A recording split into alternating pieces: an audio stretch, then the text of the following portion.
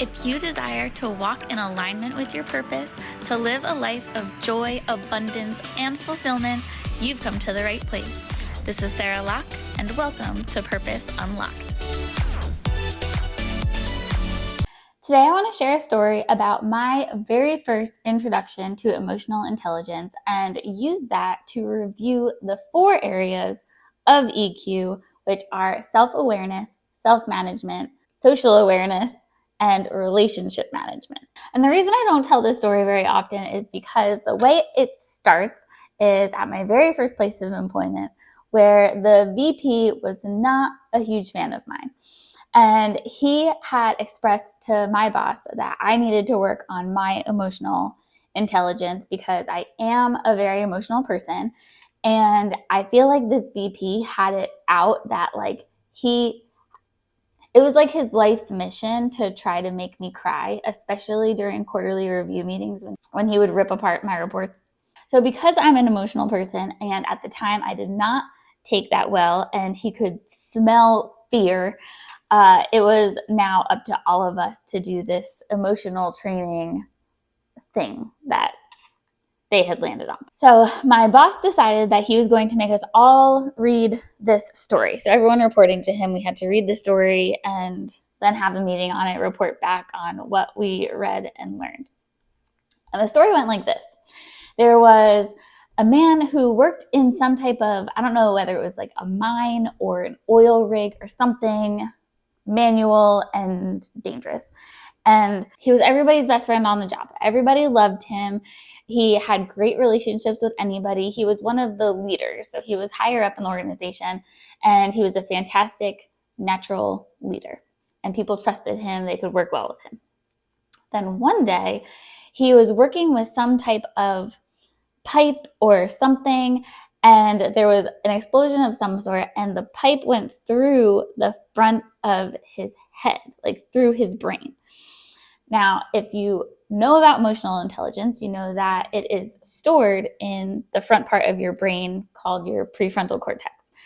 That is where we store our emotions and our personality, and the way that we manage those emotions is in the front.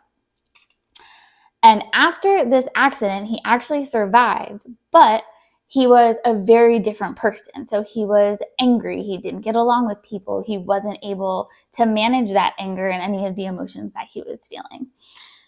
So after reading this story, what I gathered was in the beginning of the story, he had strong emotional intelligence skills.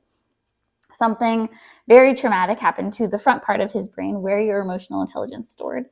And after that, he did not have strong emotional intelligence skills anymore because he had significant brain damage. So to me, I took that as, well, I'm someone who gets along really well with my coworkers. So I gathered that I had strong emotional intelligence. So I was a bit confused by the exercise, and I still didn't truly understand what emotional intelligence was or why my VP thought that I needed to work on my emotional intelligence. What I also gathered was that the person that was treating me badly would then be someone more like the person at the end of the story who didn't have the best emotional intelligence. So anyway, I decided to keep those thoughts to myself while we had this meeting because I was raised right. And if you don't have anything nice to say, you should probably just keep your mouth shut, especially at work. So I sat there, I listened to what everybody else had to say, which isn't like me. Like normally I have an opinion, and normally I'm very involved and I participate in these conversations. So then my boss, confused, looks at me and says, "Sarah, you've been really quiet. What do you have to say?" And I was like, "Do you really want my opinion? Because don't ask for it if you don't want it." And so I gave my opinion, and I was like, well, you see, at the beginning of the story, this is someone that emulates high emotional intelligence, and I feel that I am someone who works really well with my coworkers. I feel like I have that in common with this character. And then at the end of the story, he is this person that is very difficult to get along with and makes people feel bad. So the person who is suggesting that I need to work on my emotional intelligence is also someone who is condescending and makes people feel uncomfortable. But they didn't get shot in the head, so what's their excuse? And my one coworker, who was a best friend of mine, she almost peed our pants trying not to laugh. And my boss was kind of shocked that I said that.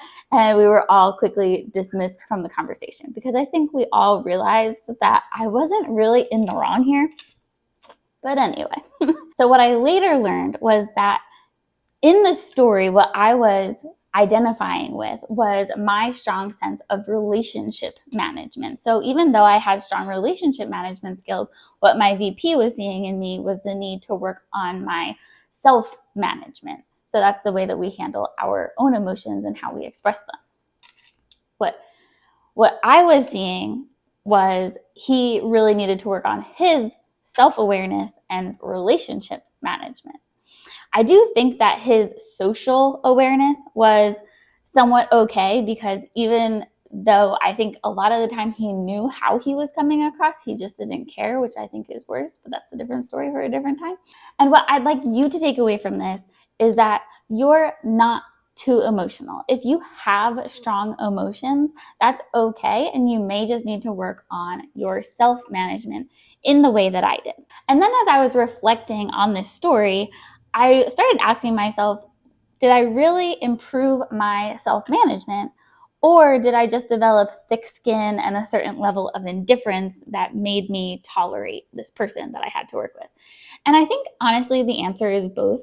I think I did develop some level of indifference to him specifically and just being treated poorly. But I also know that I did improve my self-management, but not just in the sense that when I'm faced with adversity, I don't immediately start crying.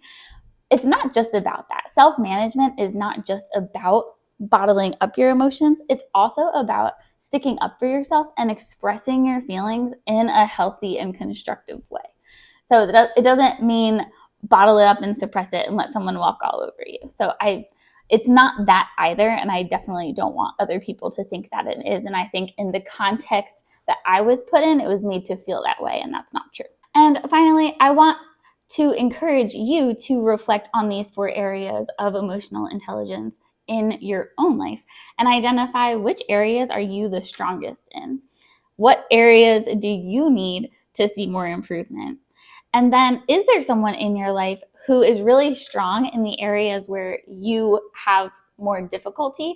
And can that person help you and support you on your journey? So, as I like to do, I always self-reflect by journaling, but that could, for you, be talking to a close friend. So let me know what you decide to do and how that helps improve you and your relationships. And if this was helpful to you, please leave 5 stars.